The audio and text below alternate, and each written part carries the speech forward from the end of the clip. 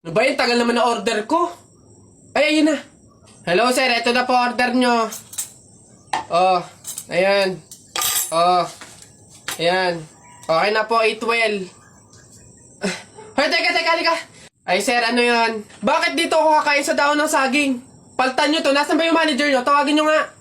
Ay, sir, good day po. Ano pong problema dito? Yan kasing service crew nyo, ay dito ako papakainin sa dahon ng saging. Ay, sorry sir, mali yung naibigay. Dahon ba yun ng saging? Mali, dito pala dapat. Yan. Sa plastic kayo kumain. Ababastos nyo ha, ano ba problema ha? Hindi ko kasi alam kung bakit dito nyo ako pinapakain sa mga to.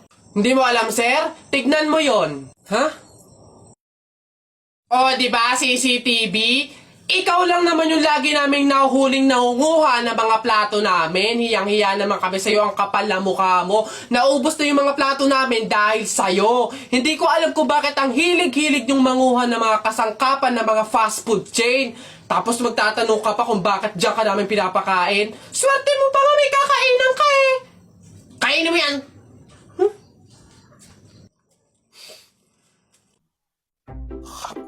Oh, kape. Kukuha akong kape.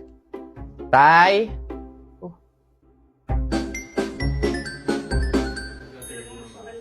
Kunin mo na, tapos check mo yung search bar. Uy, wag. Baka elamero yarn. Oh, ba't ganito yung search bar niya?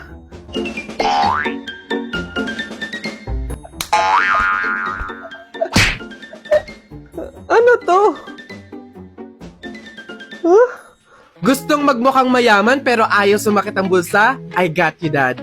Here's the Lorety Polo and Socks. 100% cotton, comfortable, stylish, and seasonless. Pwede pang everyday. Breathable na perfect sa mainit na panahon. 5 colors of Lorety Polos, 9 pairs of socks for just 300 pesos. Budget friendly pero feel premium. Worth it, di ba? Oh, ganda! Uso na yung ganitong outfit eh, yung parang Tito vibe. BGC yung atake, ganun. Opo, pagkakaganda nga niyan anak no. Kikialam ka ng cellphone ha. Dahil dyan i-order mo ako niyan. Libre mo ha.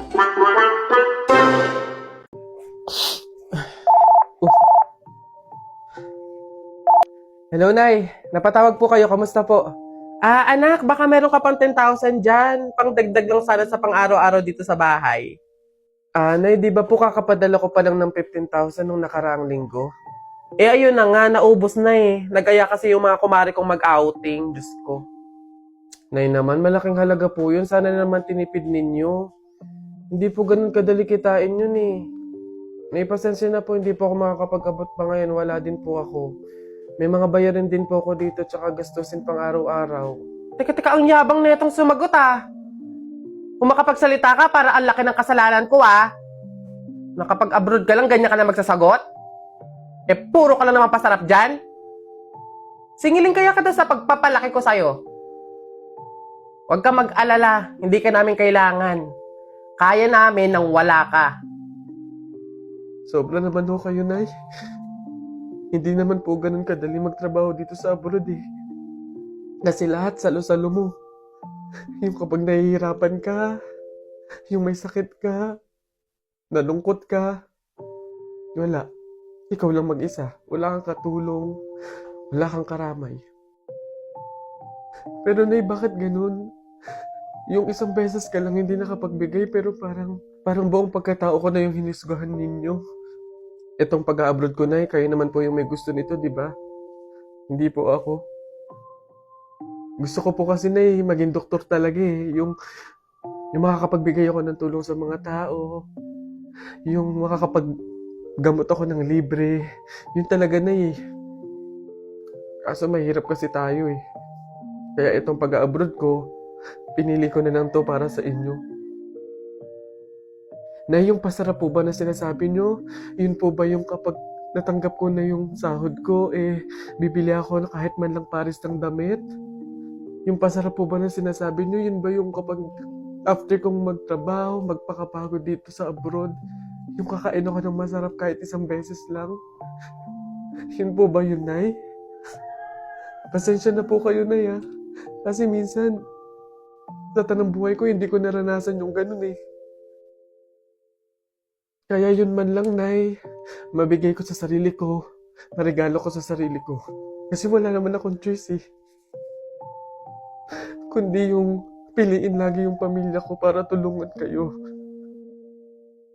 Yun nga man lang, Nay, na kamustahin niyo ako.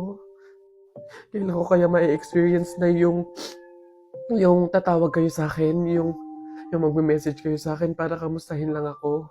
Yung hindi yung manghihingi kayo ng pera, yung hihingi kayo ng ganito. Pero wala eh. Hindi ko alam, Nay. Hindi ko alam kung bakit sa kabila ng paghihirap ko, sa kabila ng pagpili ko sa pamilya ko kaysa sa pangarap ko, hindi ko alam, Nay, kung bakit ganito pa yung mga sinasabi niyo sa akin.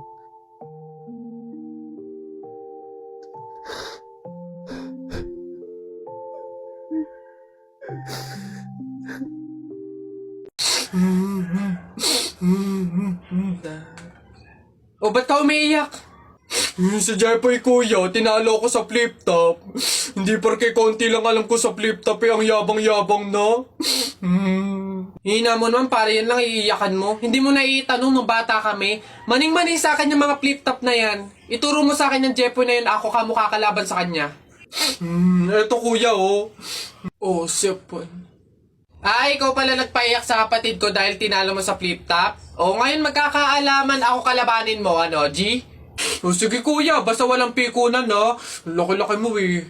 O, sige, ako unang banat na, o. Nakita ko nanay mo nasa Hong Kong. Hindi nakauwi kasi ginawa ni King Kong! Yo! Yung para yun lang, o. Ito kuya, nakita ko tatay mo nakatago sa kumot. Pinahidan ko ng kulangot. Biglang naging panot! Yo!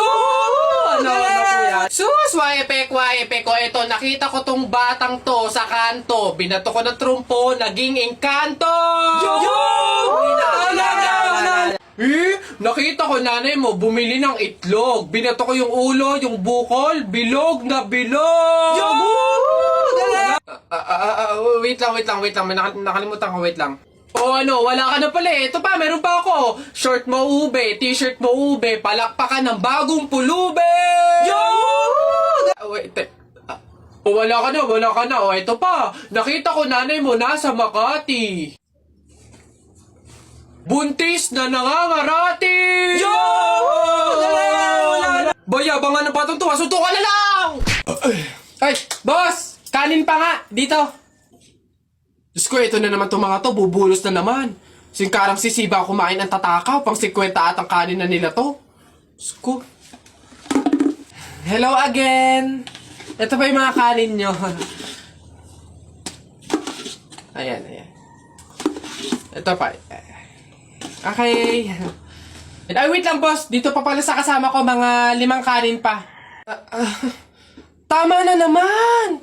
Ang sisiba nyo kumain ng tatakaw nyo eh. Tirahan nyo naman yung iba, no? Baka maubusan. Parang mga hindi kayo nakain. Kanina pa kayo dito, ha? Diyos ko po, ang litsan, walang kabusugan. Uwi! Diyos ko, dito na tumira eh. Teka. Nasaan manager nyo? Ganito ba mga empleyado dito? Eto naman si Sir, hindi mabiro. May 3 kaban pa dun sila saing lang. Wait lang. Masyado ka naman seryoso masyado. Gusto nyo lahat ng kanin dito, iuwi nyo na. Ha? Wait lang, teka lang. Dadalhin ko dito pagkasaing, ha? Sige. Wow, ang sarap naman ng pizza tsaka ng carbonara. Hala, oo nga. Order tayo, KKB? Anong KKB? Siyempre, ililibre mo ako. O tanda mo ng mga panahon na wala kang baon sa school. Nililibre kita sa kantin, di ba? Dahil sa akin, nabusog ka, hindi ka nagbukang kawawa, so dapat lang na ililibre mo ako ngayon. Ganun ba? Sige, ako na bahala. Sagot ko na to. Hello, Beb? Uy, Beb! Kamusta? Napatawag ka? Hihiram sana ako sa'yo ngayon ng 5K. May mga parcel kasi ako ngayon na darating eh. Hala, sorry, Beb. Wala din kasi ako ngayon eh. Kakabayad ko lang din sa mga bills. Wow ha, pagdating sa akin, wala. Ako nga noon eh, di ba pinapahiram kita? Tanda mo nung na-hospital ka, yung nagpa-check up ka. Kung hindi dahil sa akin, baka lumala na yung sakit mo. May last money pa naman ako dito. Sige, pahiram ko na lang muna sa'yo. Ayan! Ganyan dapat! Grabe, ang ganda ng movie, no? Oo nga eh. Thank you sa pag-invite mo sa akin sa bahay niyo para mag-sleepover, ha? Oo naman, ikaw pa ba? Favor lang sana, pwedeng ikaw na magligpit ng pinagkainan natin ngayon. Tapos, palaban na din sana bukas ng bedsheet tsaka nung pillowcase na ginamit natin ngayon. Pero, ikaw ang nag-invite sa akin dito. Bisita mo ko. Bakit ako?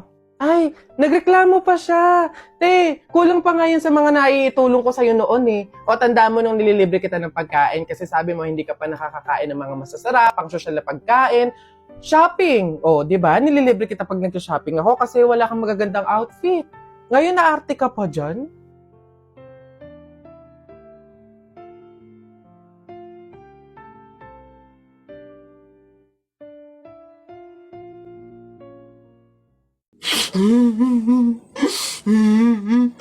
Larawan ka. O, Jepoy, bakit ka umiiyak? Yung tatay ni Mark Juntay, tinalo ko sa flip-top. Nasaan yan? Parintupi! Parintupi! Nasa ka? Lumabas ka! Sino ba yung maingay na yun? Aba pare, umuwing umiiyak yung anak ko dahil tinalo mo daw sa flip-top na yan. Paring Albert, hindi naman sa abay daw ako papayag, short mo gold, brief mo gold, sumbong kita sa nanay mo, nanonood ka ng balls! Yan! Aba pare, ikaw nagpasimula, panindigan mo yan ha. Pangit ang nanay mo, pangit ang tatay mo, kaya ang anak mukhang kalamay. Kung gusto mo ng pangit, huwag mo kami idamay! Wala, nakita ko tatay mo nagbabasa ng science. Sinapak ko, nag-super science! O, ito pa paring Albert. Nanay mo pangit, tatay mo pangit. Ano ka, exempted? Sus! Nakita ko tatay mo, nanay mo o teka pre, wala na, utal-utal ka na, umuwi ka na lang, magpalobo ka na lang ng sipon, pero eto teka, baunin mo. Piso-pisong malupet, ikay nagpagupit sa tatay mo, malupet, kaso nga lang walang puwet!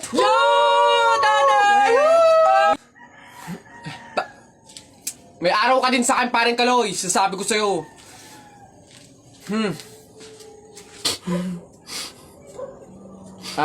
Anak, Jepoy, pasensya na, talo tayo. Hoy, Balong! Shhh! Aba, anak, bakit? Para kasing napapansin ko, wala pa si Naboboy at Jepoy dito sa kanto eh. Hindi siguro maglalaban yun ng flip-top. Puntahan kaya natin sa kanila. Hala, oo nga, tara! Tara! Ayan, dito yun. Tao po! Bakit? Si Jepoy po! Ay nako, kayo tumigil-tigil muna sa mga laro-larong iyan. Nandito si Jepoy, pinatulog ko. Boyono, sige po. Tara kay Buboy. Tara. Tao po, si Buboy po. Ay wala mo na laro-laro. Andito, pinagliligpit ko ng plato. Kawawa naman si Buboy. Okay po, tara. Tara. Ano ba yan? Paano na yan? Di tayo makakapanood ng flip-top. Tayo na lang kaya maglaban. Try natin din mag-flip-top. Hindi ako magaling mag-flip-top eh. Hindi din naman ako magaling sa flip-top. Pero meron akong onti-onting alam. Sige, ako unang titira. Anong tawag nila doon? Banat. Ako unang babanat ha. I don't care, papa mong dancer. Nakita ko sa bar, naka-diaper. Woo! Galing! Ako naman, nakita ko nanay mo sumakay ng train. Sinuntok ko, sabi niya, try again! Lupit! Ako naman, short mo blue, brief mo blue, damit mo blue. Pagdating sa mukha mo, mukhang Diablo! Puti naman to, hindi naman to blue. Ako naman, nakita ko kuya mo nasa tuktok ng puno ng akasya. Sinungkit ko yung puwet, kasyang-kasya! Uy, Balong, ang galing pala natin mag-flip-top, no? Parang mas magagaling pa tayo kay Naboboy at Jepoy, eh. Ang babaho naman ng mga yun. Talaga, yayabang lang ng mga yun, eh. Bulok naman. Banatan ko yung mga yun, eh. Sige kayo na pogi, sige kayo na pogi. Basta sa'kin yung dating. Anis yung mga pogi, panis. Kahit pa nakachideng. Ako daw first niya. Anong pangalan mo, miss? Huwag sanang masamain. Gusto ka lang makilala, hinala ang buhay mo guguluhin. Di ako katulad ng mga naging lalaki mo. Di rin ako tulad ng mga naging babae mo. Wala akong alam sa mga putang sinasabi mo. Ang ganda ng ate mo, minsan pa lang dumaan tapos nagsusungit ka. Ba't di ka nagsasalita? Ayaw mo bang kinukulit ka? Sabihin mo lang naman sa'kin, di naman kita papaluhain, dadalhin sa mga mamahalin. Siguruhin